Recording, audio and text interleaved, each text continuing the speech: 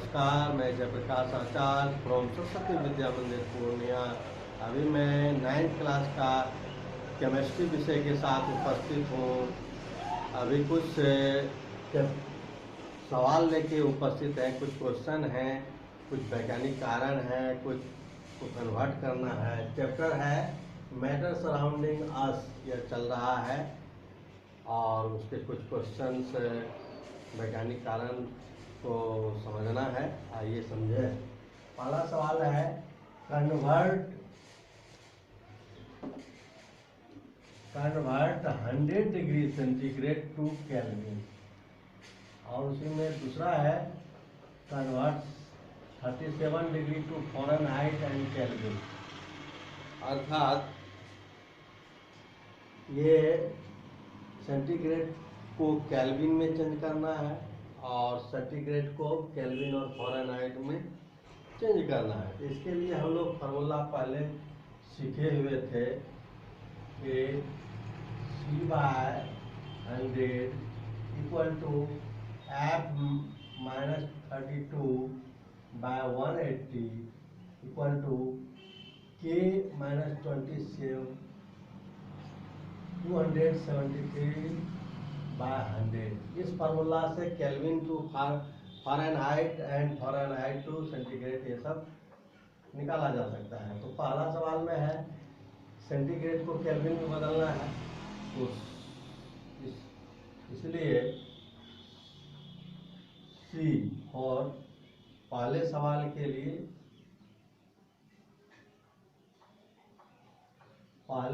के लिए है सेंटीग्रेड बराबर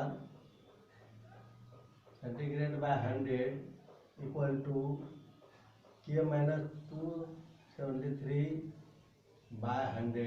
तो 100 कैंसिल, जिससे C equal to K-273 degree, इसलिए K equal to C plus 273। Kelvin में हमको बदलना था, इसलिए सेंटीग्रेड कितना है 100 डिग्री, तो 100 इसमें ऐड कर देंगे, दैट इज 373 केल्विन। तो 100 डिग्री सेंटीग्रेड केल्विन में बदलने के लिए 273 जोड़ना है, तो 373 केल्विन प्राप्त हुआ। इस प्रकार अब हम दूसरे सवाल की ओर चलें। 37 डिग्री सी, इसको किस में चेंज करना है, केल्विन में। तो सबसे पहले केल्विन में हम लोग बदलें। केल्विन बराबर हो जाएगा 273 प्लस सी, 273 प्लस सी है 37, कितना हो जाएगा 7 3 10 और 3 7 10 1 11 1 2 1 3 310 केल्विन। तो 37 डिग्री सेंटीग्रेड क्या हो जाएगा 310 केल्विन। और उसी प्रकार फ़ारेनहाइट में 37 डिग्री सेंटीग्रेड को फ़ारेनहाइट में, तो इस फार्मूला से हम लोग प्राप्त करें तो 9C equal to 5F minus 32 into 5 160, that is 9C plus 160/5 equal to Fahrenheit. तो इससे हम लोग प्राप्त कर लें 9C का वैल्यू है 37 प्लस 160 इक्वल टू बाय 5, तो हमको प्राप्त हो रहा है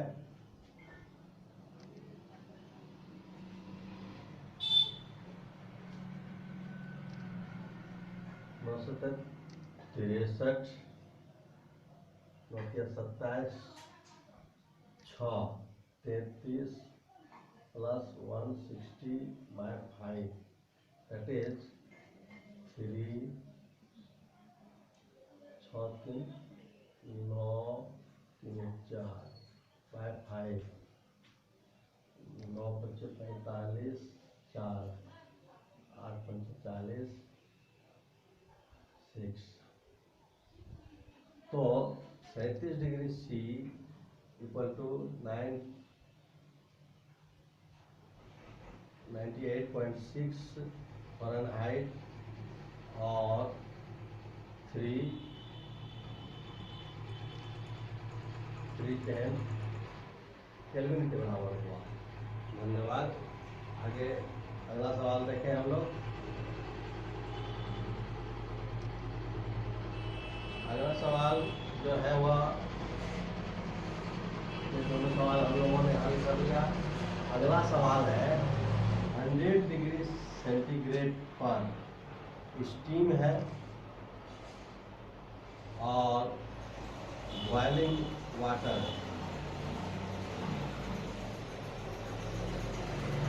कौन ज़्यादा गर्म होगा?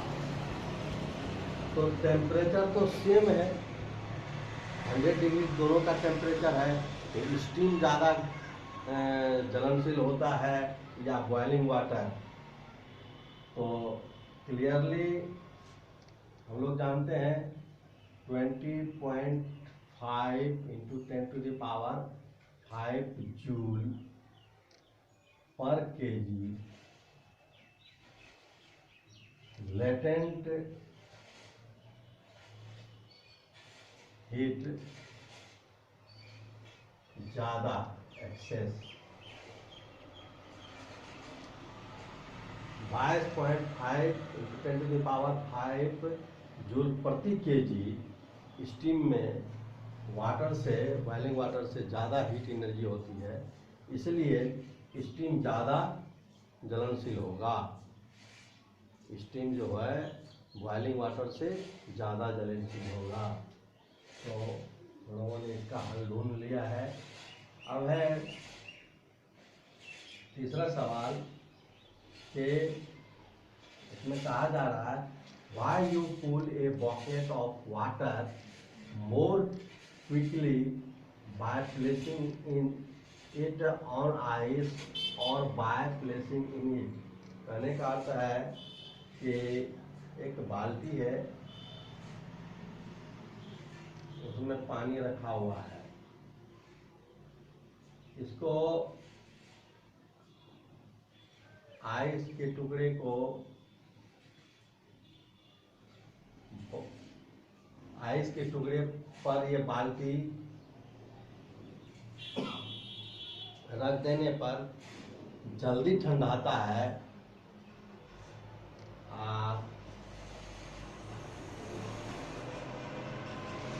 ये बाल्टी है, इसमें पानी है, इसमें बर्फ का टुकड़ा डाल दें तो कौन जल्दी ठंडेगा? ये बर्फ के टुकड़े को अंदर में डाल दिए हैं ये, या बर्फ के टुकड़े को बाहर रखे हैं? तो इस पर रखे हैं। तो क्लियरली ये है कि इसमें जो, जैसे कि ये आइस रखी हुई है, तो पानी का जो हॉट गर्मी है इसको यह खींचता है, पानी की गर्मी को बाहर की ओर खींचता है लेटेंट हीट के रूप में, और यह मेल्ट होता है। इससे वाटर कूल हो जाता है, इससे वाटर जल्दी कूल हो जाता है।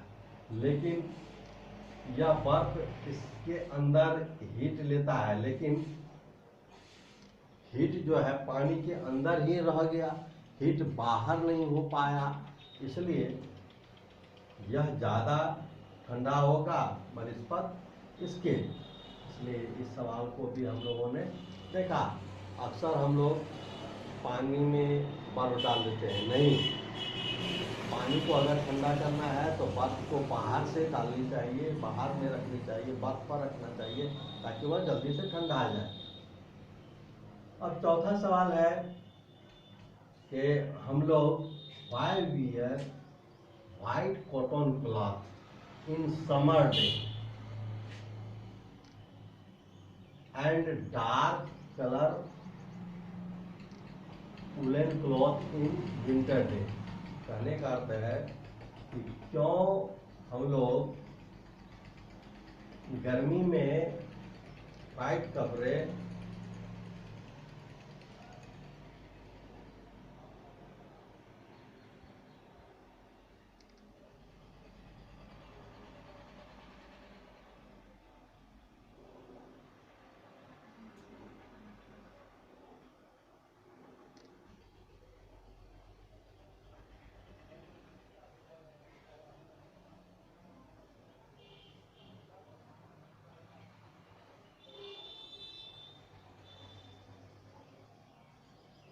ये डार्क कलर वाले हैं,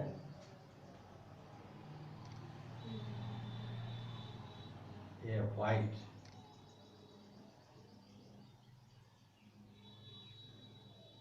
ये वाइट क्लॉथ है, ये डार्क क्लॉथ वाला है। तो इसमें क्या है कि वाइट और कॉटन कलर, कॉटन होने के कारण यह गर्मी में पसीना को सोख लेता है, जिसके वेपराइजेशन से हमें ठंडक अनुपत मुझे कूलिंग का हम लोगों को अनुभव होता है, ठंडा लगता है और ये पसीना को ज़्यादा सोखता है। और वाइट कलर क्या करता है, यह हीट एनर्जी को रिपेल करता है, विकृत करता है, दूर भगाता है। इस तरह गर्मी के लिए वाइट और कॉटन कलर लाभकारी है, ताकि हमें गर्मी कम लगे।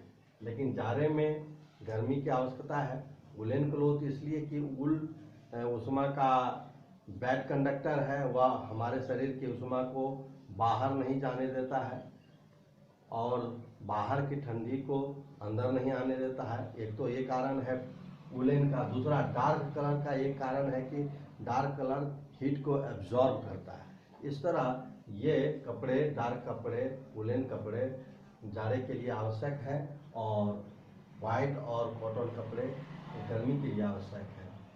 और ये सवाल का हल हम लोगों ने समझा। अब पांचवा सवाल है, why we keep water to drink in pitcher in summer day. अर्थात टीचर अर्थात घड़ा, मटका,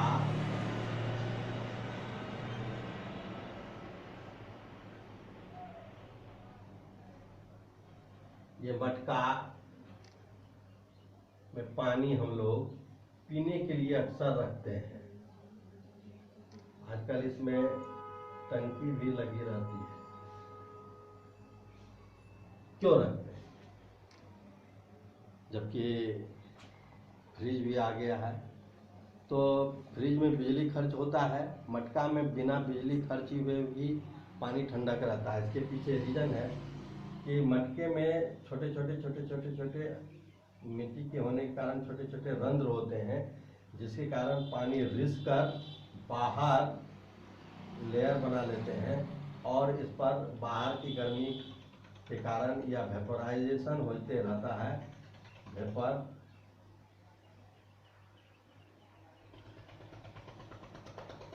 वेपराइजेशन होता है। वेपराइजेशन होने के कारण अंदर की गर्मी बाहर की ओर खिंचाता है और वेपर बनते रहता है, तो पानी ठंडा हो जाता है।